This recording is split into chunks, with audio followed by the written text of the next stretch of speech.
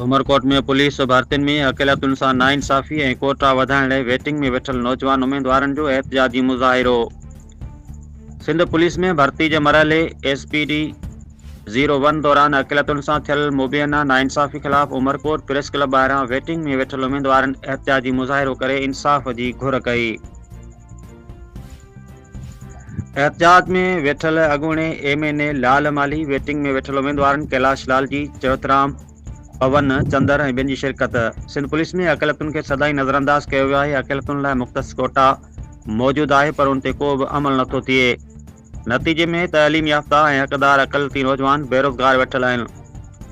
हुकूमत अक़लियती कोटा में फौरी तौर ते इज़ाफ़ो करे ऐं SPD 01 भर्तियुनि में थियल मुबीना नाइंसाफ़ियुनि जी नोटिस वठी मेरिट ते नौजवाननि खे नौकरियूं ॾे। जिते अक़लियतुनि जी वॾी आबादी मौजूदु आहे, उते सिर्फ़ 5% कोटा रखणु नाइंसाफ़ी आहे। जनरल मेरिट में टॉप टू बॉटम पॉलिसी तहत उम्मीदवारनि खे ऑफर ऑर्डर जारी कया वञनि। PP चेयरमैन बिलावल भुट्टो ज़रदारी, वज़ीर आला सिंध सैयद मुराद अली शाह, घरू वज़ीर ज़ियाउल हुसैन लंजार ऐं ॿिया पुलिस भर्तियुनि में थियल अक़लियतुनि उम्मीदवारनि सां थियल नाइंसाफ़ियुनि जो नोटिस वठी फ़ौरन कोटा वधाए अक़लियती नौजवाननि खे नौकरियूं ॾियारीनि नौजवाननि जो मुतालबो। रिपोर्ट करे रहियो आहे डॉक्टर M लाल वाघाणी, डिवीज़नल ब्यूरो चीफ। माना कंहिंजो मामले कंहिंजो 120 आहिनि, कंहिंजो 125 आहिनि, कंहिंजो 130 आहिनि, उहो माना वेटिंग में रखिया पिया वञनि। ऐं जेको माना 106 वारा आहिनि, 5 वारा उन्हनि खे सीटूं ॾेई उन्हनि जे लिस्टनि में ई नाला पिया आहिनि, असांजे साम्हूं पिया आहिनि, उन्हनि जा नाला आहिनि। जेको पास थिया आहिनि कल्ह उन्हनि जी लिस्ट कढी, असांजो हितां नाला पिया आहिनि, हेठि नालो असांजा आहिनि, जंहिंजो असांखे माना 105 120 मार्कूं आहिनि। अॻिते जो कल्ह लिस्ट कढी आहे, हुन में 106 मार्कनि वारा 107 मार्कनि वारा पास कया विया आहिनि। इहे असां सबूत आहिनि। जेकॾहिं SSB अमरकोट DIG बिल्कुलु का जेकॾहिं असांखां को मीटिंग करे त असां उन्हनि जी बाक़ाइदे सां इहे सबूत ॾेखारींदासीं कि असां खणी विया आहिनि ऐं असांजो हक़ आहे, असांखे हक़ ॾिनो वञे। उमरकोट ज़िले में वेटिंग कांस्टेबल तक़रीबन में 400 प्लस मिनारती जे कैंडिडेट खे नज़रअंदाज कयो वियो आहे। असांजी आला ऐवाननि खां इहो ई गुज़ारिश आहे त महिरबानी करे असांखे बराबरि जो हक़ ॾिनो वञे। उमरकोट ज़िलो सिंध जो जिते 64% मिनारती जी आबादी आहे, हिते अवां हिकु हिंदू जे ॿार खे पुलिस जी जेका लोकल नौकिरी आहे उहो नथा ॾियो। चूंडियल नुमाइंदनि खां असांजी गुज़ारिश आहे, सरदार शाह तइलीम वज़ीर आहे, नवाब तैमूर आहे, अमीर अली शाह आहे, सबा टालपुर आहे, इन्हनि खे गुज़ारिश आहे त महिरबानी करे मिनारती जे केस खे सीरियस वरितो वञे।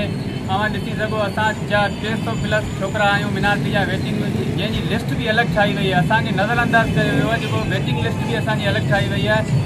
असां केॾांहुं वञूं, कंहिंखे दांहुं ॾियूं, असां मिनारती वारनि सां महिरबानी करे असांजो इंसाफ़ कयो। सरदार शाह खां मुंहिंजी गुज़ारिश आहे त तव्हां हमेशह इहो ई चवंदा आहियो असेंबली में त कोली भील मुंहिंजो भाउ आहे। शाह साहब महिरबानी करे तव्हां ॾिसो, अव्हांजा भाउ अॼु रोडनि ते आहिनि, ॻाल्हाइण लाइ तयारु कोन्हे। सभा टालपुर आहे, उन्हनि खे असां रिक्वेस्ट कंदासीं, please please give me justice for minority candidate in SPD 1।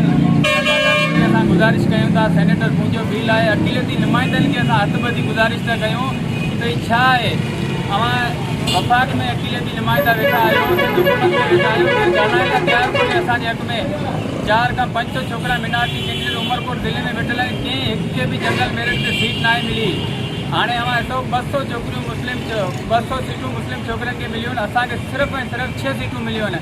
6 सीटुनि जे हिसाब सां असां 300 छोकिरा कॾहिं भर्ती थींदासीं। असां वॾी मुश्किलात सां टेस्टूं पास कयूं आहिनि, असां ग़रीब आहियूं, असां 2 किले अटे में वधा पिया आहियूं, असां वॾी मुश्किल खां इहो प्रोसेस पास कयो आहे। सिंध हुकूमत खे गुज़ारिश आहे त असांखे नज़रअंदाज न कयो। सरदार शाह तइलीम जी वज़ारत जी सीट हमारे तालुके में खटे थो, जिते 70% मिनारती जा वोट आहिनि। उमरकोट ज़िले में उहो MNA MPA जेको टोटल मिनारती जे वोट सां खटे थो, लेकिन असांजे हक़ लाइ केरु ॻाल्हाइण लाइ तयारु कोन्हे। असां हथ ॿधी गुज़ारिश कयूं था MNA MPA आला ऐवाननि खां, महिरबानी करे इहो दस बि न फैलायो वञे। सिंध हुकूमत जेको अक़ीलतनि खे एॾो नज़रअंदाज करे थी, महिरबानी करे अक़ीलत बि मुल्क जो हिसो आहिनि, उहो बि बराबरि जो टैक्स ॾियनि था, हिन मुल्क में रहनि था, उहो बि 12 खां न आयल आहिनि, उन्हनि सां बिल्कुलु इंसाफ़ कयो वञे।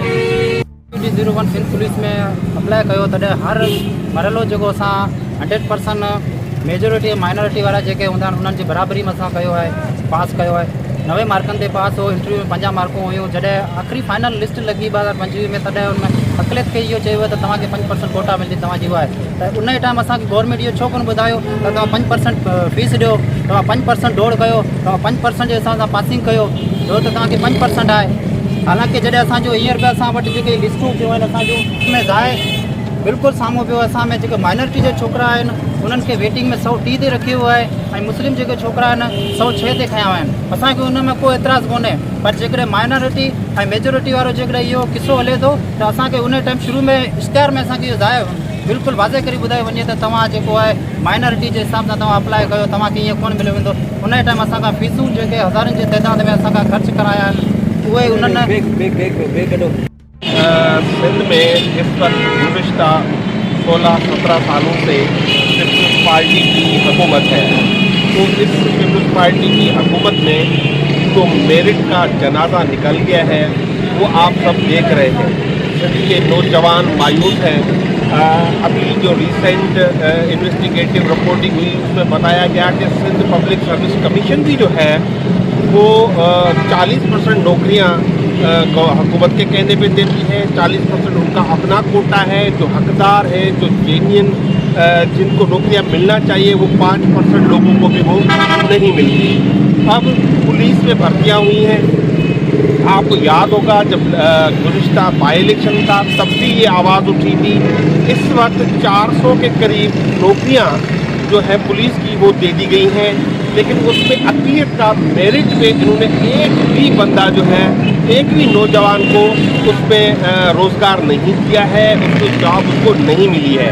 अब पीपल्स पार्टी एक तरफ तो दावा करती है कि हम अक़लियत को मुकम्मल हकूक़ देते हैं, तो मैं आज उनसे सवाल पूछता हूँ कि ये नौजवान अक़लियत के जिन्होंने रिटन में नवे मार्क्स उठाए हुए हैं, आपने उनको जो है जॉब नहीं दी है, उनको आपने उसमें इंक्लूड नहीं किया है, लेकिन जो 60 और 70 मार्कें जो उठाते हैं उनको जो आपने वो जॉब जो है दे दी है।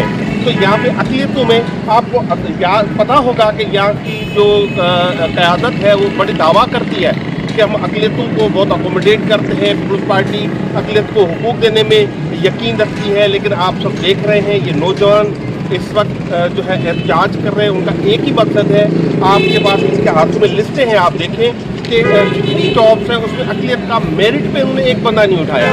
हालांकि आप मेडिकल की सीट्स पे देखें, आप इंजीनियरिंग की सीट्स पे देखें तो सबको बराबर में, वैसे तो पूरे सिंध में मेरिट का जनाजा निकल चुका है, लेकिन उमरकोट डिवीज़न और मिडिल क्लास डिवीज़न ख़ास तौर पर आप देखें कि उनको अक़लियतों को जॉब्स में जो है महरूम किया जा रहा है। आपकी बात ये पूरा मजाक है। मैंने कहा कि जब बाई इलेक्शन था, जब चीफ मिनिस्टर यहाँ पे पीपल्स पार्टी के कैंडिडेट की कैंपेन चलाने आए थे तो उन्होंने हिंदू कम्युनिटी के नौजवानों से, अक़लियतों से ये वादा किया था कि उनको उनका हक दिया जाएगा, लेकिन तब तो नहीं मिला। लेकिन अब जो दूसरी जॉब्स आई हैं उसमें भी उन्होंने वही किया है। आप सबको पता है कि ये एक तो नौकरियां बिकती हैं और दूसरी हर MP MNA की कोटा होती है। यहाँ का जो भी MP MNA है वो जहन में रखे कि आप अक़लियत के वोटों के बगैर असेंबली तो दूर की बात, आप एक वार्ड भी नहीं जीत सकते। आप इनके वोटों से जीतते हो, ये कोली, ये भील, ये मेघवाड़, ये ओल्ड कम्युनिटी के नौजवान, लेकिन जब उनकी नौकरियों का मामला आता है तो नौकरी आप या बेच देते हो या वडेरों के हवाले करते हो, और वो जो है अपने घरों में ही देते हैं, उससे बाहर कहीं वो जॉब देने के लिए तैयार नहीं हो।